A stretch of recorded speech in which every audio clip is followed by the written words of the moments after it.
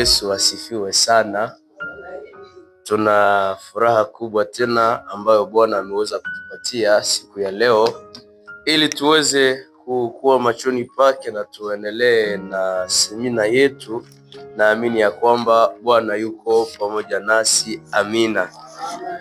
Alafu nitakusihi utaweza kuchukua tena Biblia, maandiko matakatifu, na tutaweza kuongoza usomi ndani ya kitabu ya Hesabu sura 14 shairi lile la 13 na kuendelea. Hesabu sura 14 shairi la 13.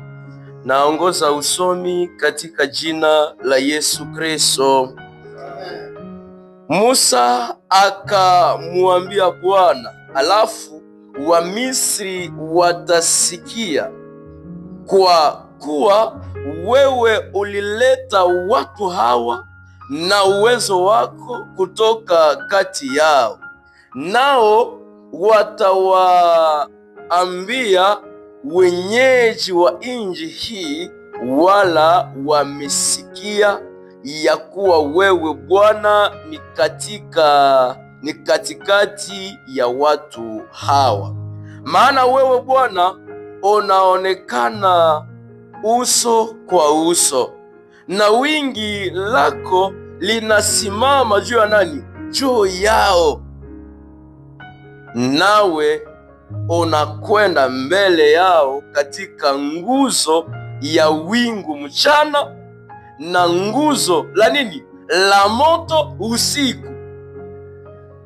Na kama ukiua watu hao kama mtu mmoja, alafu mataifa waliosikia sifa yako watasema, kwa sababu Bwana hakuweza kuleta watu hawa ndani ya nchi ambayo aliapa kuwapa, kwa hivi alifanya nini? Aliwaua jangwani. Sijui kama tuko pamoja. Na sasa ninakuomba uwezo wa Bwana uwe mkubwa kama ulivyosema, ukisema Bwana ni mpole kwa hasira na mwenye kujaa nini? Rehema, akisamehe uovu na kosa, na hakika hata achilia wenye makosa, akipatiliza wana kwa uovu wa baba zao katika kizazi cha nini? Cha 3 na cha 4. Ni neno la Bwana. Amen. Tulitamani kuendelea kabisa na usomi ili tuweze kuelewa ni kitu gani ambacho kinasemeka ndani ya mashairi haya ambayo tayari tumemaliza kuyasoma ndani ya kitabu hiki cha Hesabu sura 14 shairi la 13, na leo tutaweza kuwa na somo ambalo linasema maombi yanayobadilisha hali ya kukata tamaa. Amen. Maombi yanayobadilisha hali ya kukata tamaa. Alafu pamoja na mimi tuelewe ya kwamba kitabu hiki cha Hesabu kinazungumzia maneno makubwa mawili. Jambo la kwanza kinasema juu ya utumishi, na ya pili inasema juu ya mwenendo. Haleluya. Nasema mambo mawili, kuna utumishi na ya pili ni mwenendo. Alafu ukiangalia vitabu hivi ambavyo vimekuwa mbele ya kitabu hiki cha Hesabu, kuna Mwanzo. Mwanzo inazungumzia pia vitu viwili. Ya kwanza uumbaji wa Mungu, na cha pili inasema juu ya anguko kubwa la mtu. Haleluya.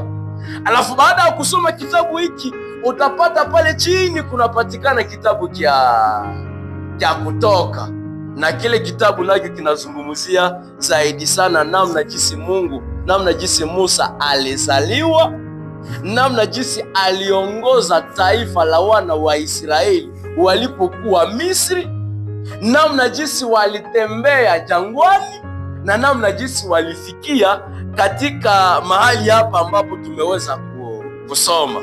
Alafu ukiendelea utakia kutana ya kwamba hii kitabu zaidi sana kinatusaidia kujua ya kwamba kuna ahadi ambayo Mungu aliipatia wana wa Israeli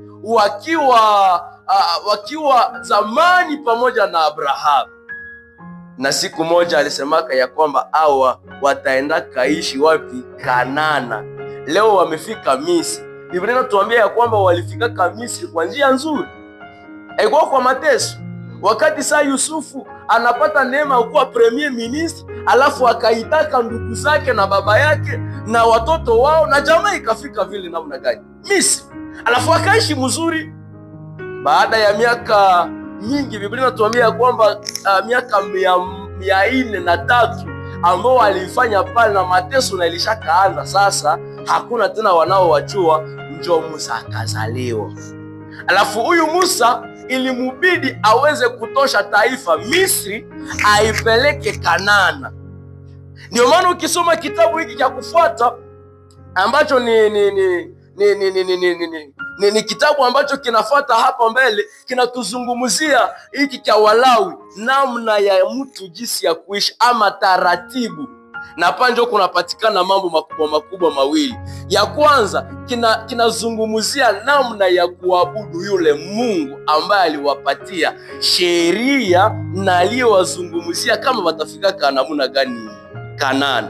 Alafu kitu cha pili kinazungumzia sasa juu ya ushirika, ya kwamba hawawezi ishi wao wenyewe pasipo ushirika.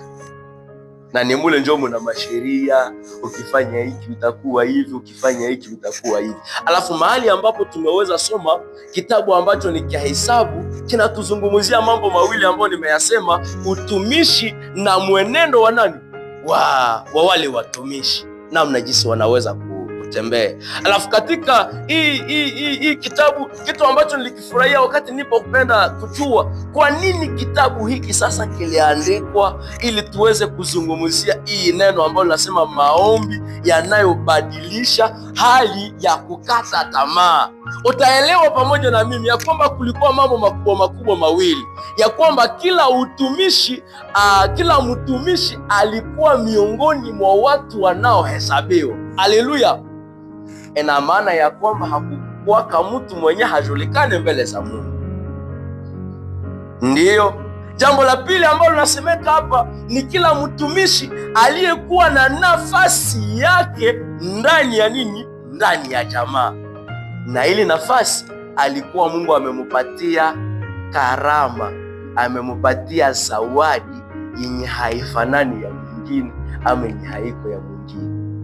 Alafu nini natuleta kuzungumzia maneno haya? Ukisoma hii kitabu na unasoma hii shairi ambalo tumeweza kulisoma, na unasoma hii kitabu ya Wakorinto ya Muagano Jipya, Wakorinto, shairi lile la Wakorinto wa kwanza sura 12, ukifuata pale utakutana ya kwamba inasemeka ya kwamba sote tumepata neema ya kuzaliwa na tuko na karama tofauti na zawadi tofauti, lakini sote tuko na Mungu huyu mmoja. Shie wote tuko na Yesu mmoja, Roho Mtakatifu mmoja, lakini sote tunajenga mwili wa nani? Wa Kristo. Na ukisoma ile kitabu itakuelezea ya kwamba ushirika wetu ni ili mwili wa Kristo ufanye nini? Ujengwe. Alafu mahali ambapo tumeweza kusoma tunakutana ya kwamba ni Musa ambaye alikuwa ni mtumishi wa Mungu, na Biblia inasema ya kwamba ni yeye njo alikuwaka mkuhani.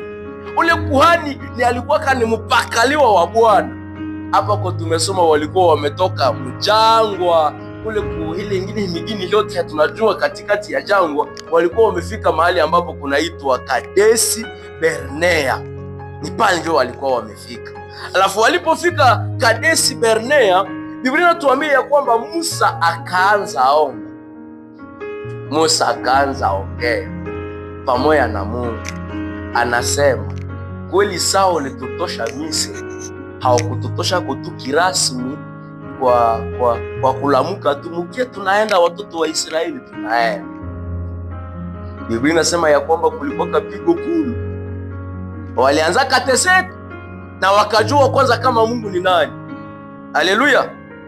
Ina maana ya kwamba kutoka Misri haikuwaka rahisi. Alafu wakati Mungu anaruhusu watoke Misri, Biblia inatuambia ya kwamba sabiko wanatoka wanaenda Kanaani, hawafika kwenye bahari ama Mer Rouge, bahari nyekundu. Biblia inasema ya kwamba watu wa Misri tena wakafanya nini? Wakawafuatilia wakisema tumeacha hapa watu namna gani? Alafu kona gisi Mungu nani wa ajabu. Unajua kwenye Musa alisemaka hao wa Misri ambao mko mnawaona hamutafanya nini? Hamutawaona tena. Haleluya! Mena wametoka wapi? Misri. Alafu Mungu akapasua pale bahari, inatuambia kwamba akafanya miujiza mpaka wote wakavuka, na Wamisri wameshaingia na maji kafanya nini? Ikawaangamiza. Unaona zile zote ambazo wiko wanapitia. Musa sasa njoo kuanza kukumbusha, kutoka Misri haikuwaka fasili. Tumepitia himigini, tumeteseka mjangwa. Na ukisoma Kumbukumbu la Torati linatuambia kwamba Mungu yeye peke yake alifanyaka watu wa masikini. Mungu yeye peke yake aliwapitizaka mjangwa na wiko wanateseka. Njoo Musa akasema kama hawafike muinji yao, hata kama wameshaanza kuwa safi hawakufate tena, wanaanza jiongoza wao wenyewe. Unawaza watasikiaka habari zenye ulifanyaka na hii taifa? Je, hawatasemaka juu ulishindwa kuwafikisha mumugini? Njoo maana umeona uangamize. Eske tuko pamoja? Mungu naye akasema lakini si unasema hii ni kweli. Ukifuata hii mashairi tumekuwa tunasoma, njoo kwa kuanza discussion na Mungu. Mungu aseme hapana, jua alikuwa pamoja Haruni na Mungu na Musa wiko wanazungumza. Mungu anasema hivi na Musa aseme hapana, juu ujimagine nani peke uone riski za pata zetu tumepita hapo. Sio nataka niambie, sio nataka fanya nini? Unataka waangamiza. Musa ikakuwa discussion pamoja na Mungu. Epi mwa ile memba periode Mungu akaanza mkumbusha, sasa mbona hawa watu walishaingia wanasahau bisi mimi njoo nilikuwa nawasaidia, wanasahau na hiki, wanasahau. Musa aseme Mungu antuka wewe tunajua kisi unakuwaka mwenye rehema. Sio unakuwaka mwenye rehema Mungu, wasamehe. Alafu ile discussion ikawaleta wakaanza zungumuza. Alafu baada ya hii discussion zote Musa akaanza ombea taifa, na ikunaambia Mungu wewe peke uwarehemu, wewe peke uwasaidie. Alafu kitu ambacho tunaweza kujiuliza asubuhi ya leo, tujifunze nini baada ya kuzungumza hii historia yote, namna jinsi inaweza kufanyika? Nikukumbusha ya kwamba mimi na wewe sote tuko safarini. Haleluya! Mimi na wewe sote tuko safarini. Ukiangalia hata kuanzia hata vitabu vingine vinatuonyesha ya kwamba sisi ni wasafiri hapa wapi? Duniani. Tuko kwenye safari, dunia haiko yetu. Lakini Mungu wakati alipotuumba alikuwa anajua kama tutakuwa tukishamaliza Biblia chaka na tuumba hapa kudunia, njoo tunaenda wapi? Njoo tunaenda mbinguni. Mtu asiseme anakufa juu ameamini Yesu afate kimbia wapi? Mbinguni. Hapana, au yamaliza misio ile kuleta. Alafu tukiwa sote safarini, ni lazima tuweze kujua ya kwamba kati ya Misri na Musa pamoja na watoto wa Israeli walitoka Misri wanaenda Kanana, na Misri ilikuwa nafasi pa mateso mu context ambayo inaonyesha ya kwamba waliteseka baada ya Yusufu kusabulikana.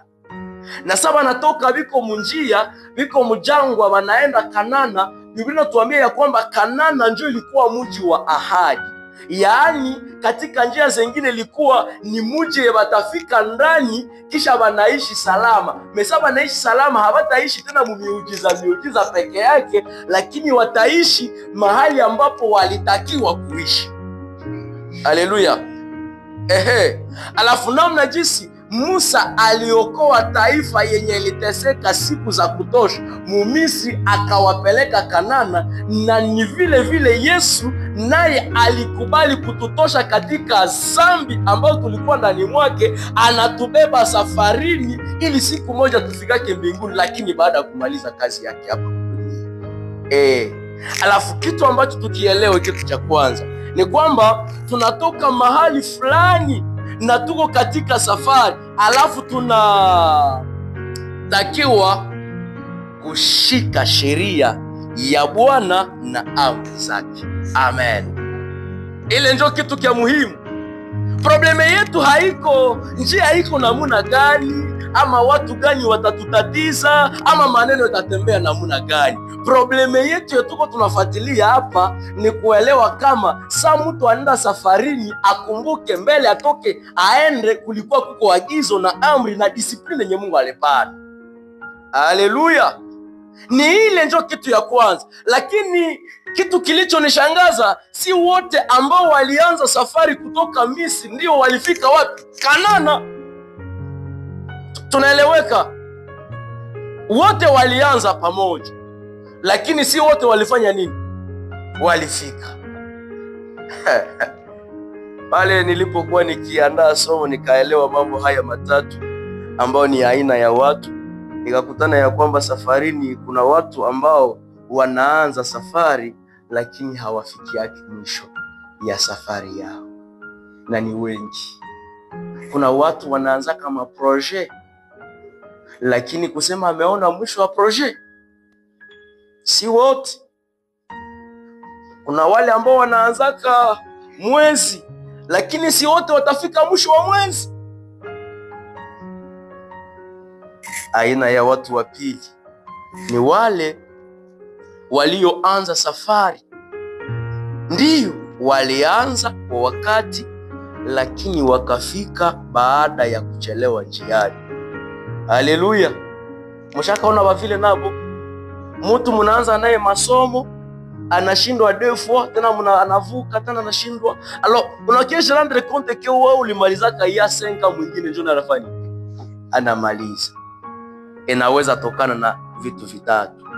Kitu cha kwanza, inaweza tokana na irresponsabilite ya mtu. Haleluya! Kutokutimiza jukumu zako. Zinaweza anza, unaanza mbio, lakini unamaliza namna gani? Nyuma.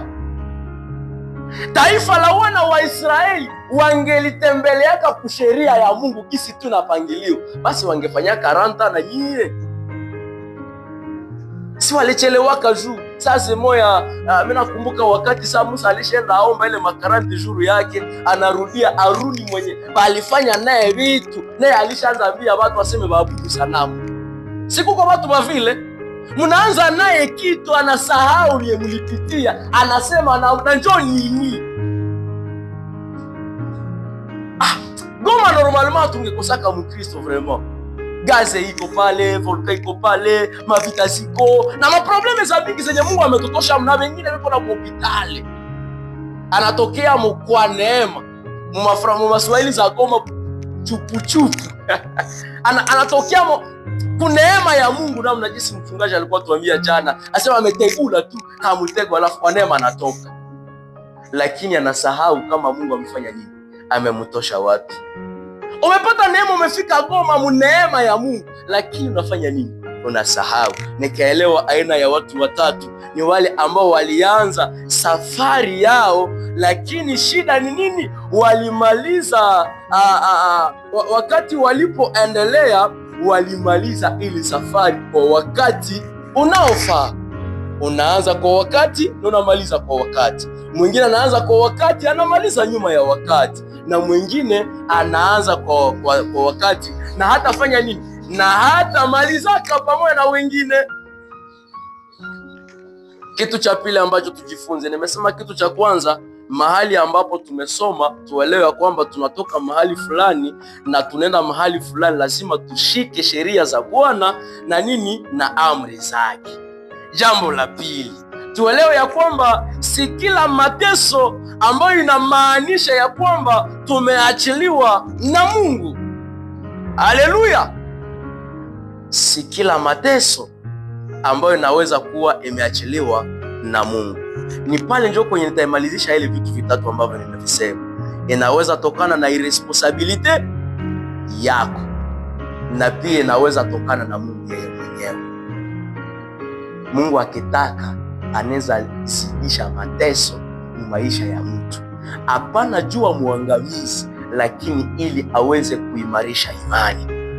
Haleluya! Aweze kuonyesha mwingine ya kwamba kumbe na wa mateso ya hii model anaweza tumainia Mungu, chamie mwenye siko mu mateso niko nafanya nini? Nitawapatia mfano ya Ayubu. Ayubu alikuwa na problemi gani juu vile vyote nimfikie? Ayubu alikuwa na problemi gani? Mniambie. Mpaka watoto wanakufa, vitu vinaharibika, kila kitu kinaenda mubaya, alifanyaka nini? Si Biblia inatuambia iseme ye shetani akatembeaka wakakutanaka na Mungu quelque part. Sasa wanakutana na kule, si Mungu anajianjisha deba yeye peke. Anaanza sema, shetani unatoka wapi? Asa nimekuwa natembea. Umekuwa fanya nimekuwa zunguka. Hapo sasa uliona mtumishi wangu Ayubu. Aseme iko wako ni jutu na ushafanya nini? Ushakamubariki. Epi après ukiendelea na historia wanasema okay, uende umuguse, ufanye vyote lakini usifanye nini? Usiguse roho yake. Ile mateso inatokana na Ayubu yeye mwenyewe. Kuna watu wa vile unaweza pitia mateso mjamaa, unajiuliza njoo ya yeye. Haiko probleme yako, wewe shika tu sheria za Mungu na uendelee mbele. Sa Mungu atapendaka atamalizaka ile probleme yake kule. Na Biblia inatuambia kwamba akabariki Ayubu zaidi ya kisi alikuwa, sababu ameitikisha shetani ya kwamba ni yeye tu ndio Mungu wa kuabudiwa. Haleluya! Kitu cha tatu ambacho nilikuwa niko na kizungumzia, inaweza pia tokana na shetani. Haleluya! Mateso inaweza tokana pia na nani? Na shetani. Inafika wakati umeganyima nafsi kwa Mungu, unawaza hata kutafuta munjia zote, ndio utakutana baba na mama wiko kiroho sana, lakini juka njia kamepatikana pale nafasi ya watoto wanakuwa wa mademo, watoto wanakuwa wagonjwa, watoto wanakuwa unajua bila kuwa yeye. Mbona mie niko bie na wiko bie? Probleme walipata pale yako nini? Ako njia. Shetani anaenda kutafuta. Unakutana mipango yako imesharibika. Nitawapatia text ya mfano mmoja ndani ya Biblia pamoja na Isaka. Ninatuambia ya kwamba sana fika Gerari, Mungu akamubariki.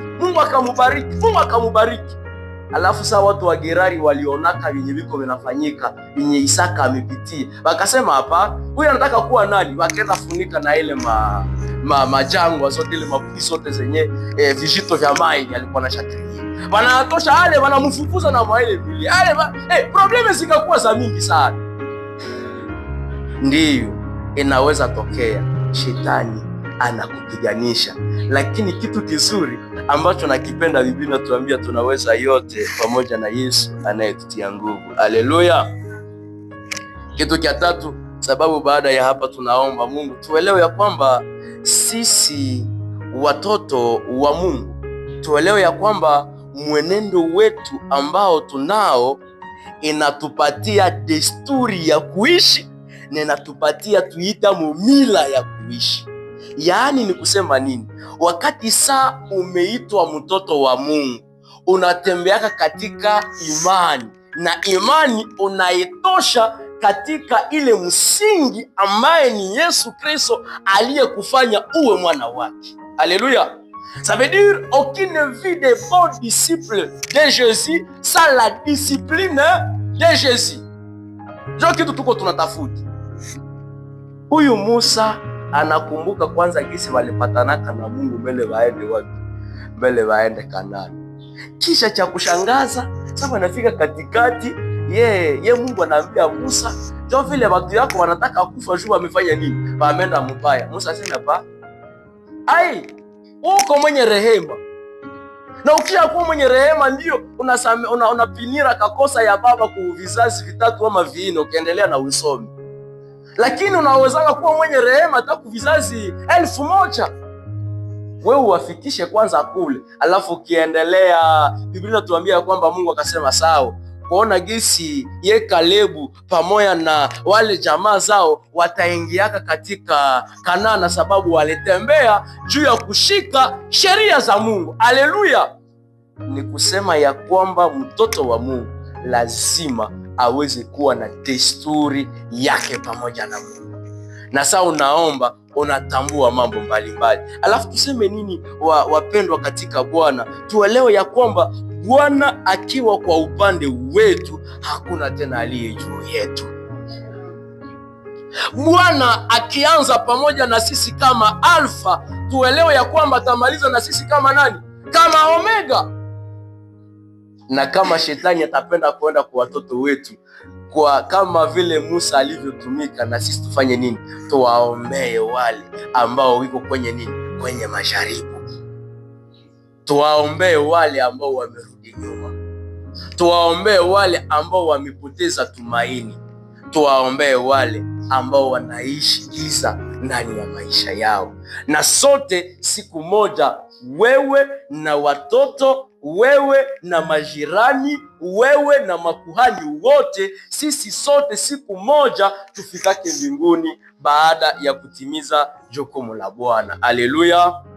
Alafu nitaweza kutusii kwa muda kama na huu, lakini wangali katika safari na wanaamini ya kwamba Mungu ana uwezo wa kufanya nini? Ya kuwarejeshea.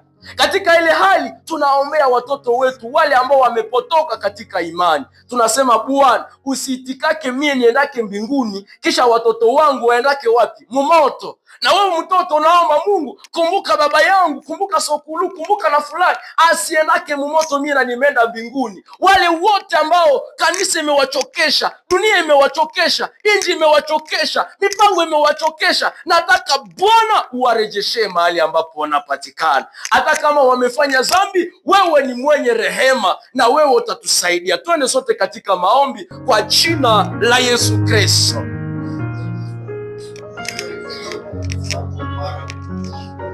Ni wewe njoo unastahili.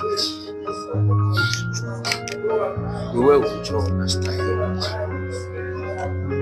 Maisha yetu mikononi mwako. Kama leo tumetia nafasi, ni wewe njoo unatusaidia. Hakika tunaweza yote pamoja na Kristo unayetutia nguvu. Mahali ambapo tunakwenda, tunataka wote ambao wakumbuke. Wale ambao wamebaki hawaendi wakumbuke. Tunataka kumwona Yesu Kristo, sisi na jamaa nzima, sisi na watoto wetu, sisi na vijana wetu. Tunahitaji Bwana Yesu Kristo wa Nazareti. Tunataka tena Yesu Kristo uende ukalitimiza mahali pote ambapo tunafika.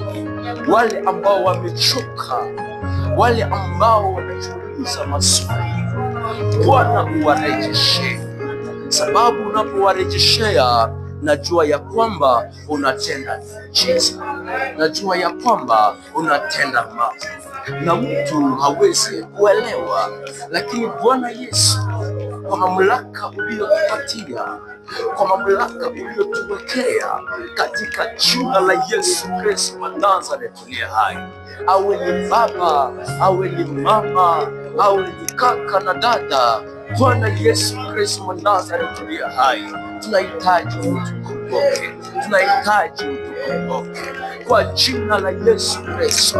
Tunapoona watu wamezembea, tunapoona imani ya watu imelegea, kwa jina la Yesu Kristo wa Nazareti aliye hai, tunataka Bwana utufundishe, tunataka Bwana utuwezeshe, tunataka Bwana ufanye kazi kwa jina la Yesu Kristo wa Nazareti aliye hai. Tunahitaji mkono wako, tunahitaji mamlaka yako, tunahitaji utukufu wako, tunahitaji wewe Bwana Yesu Kristo wa Nazareti aliye hai.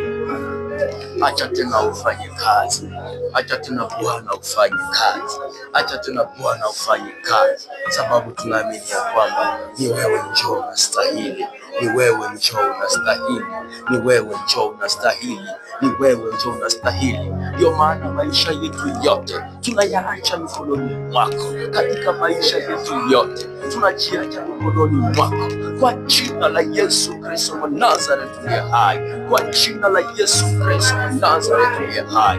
Bwana, tunaamini ya kwamba utatusaidia. Ndio maana Bwana, tunaelewa ya kwamba ni wewe njoo unatusaidia, ni wewe njoo unatuwezesha. Hatupendi kuwa miongoni mwa wale ambao walianza, miongoni mwa wale ambao walimaliza, miongoni mwa wale ambao walimaliza baada ya mateso makali. Lakini Bwana Yesu, Bwana Yesu, Bwana Yesu, Bwana Yesu, Bwana Yesu, Bwana Yesu, tunataka wewe Bwana ijulikane ya kwamba ni wewe ndiye ulianza na sisi safari, na ni wewe ndiye utamaliza safari na sisi Bwana. Hata tuweze kuwa tulipata mana, hata tuweze kuwa tulipata mambo mbalimbali, tunabaki kwako Yesu. Tunapenda tukutembelee, tunapenda ututembelee, tunapenda utunyoshe kwa jina la Yesu Kristo wa Nazareti aliye hai.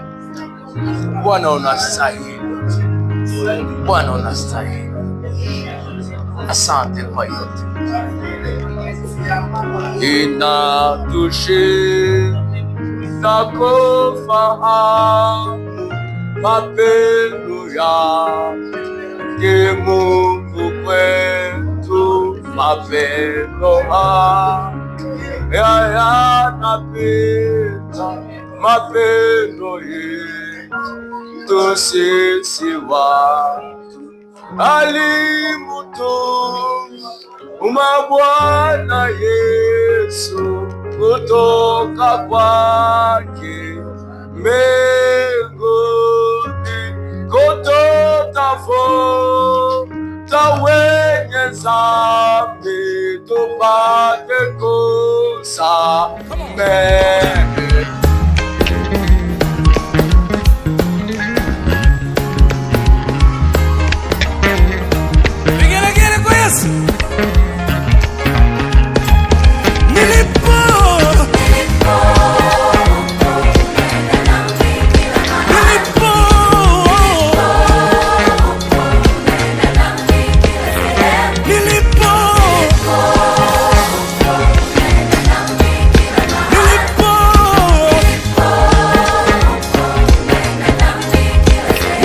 Say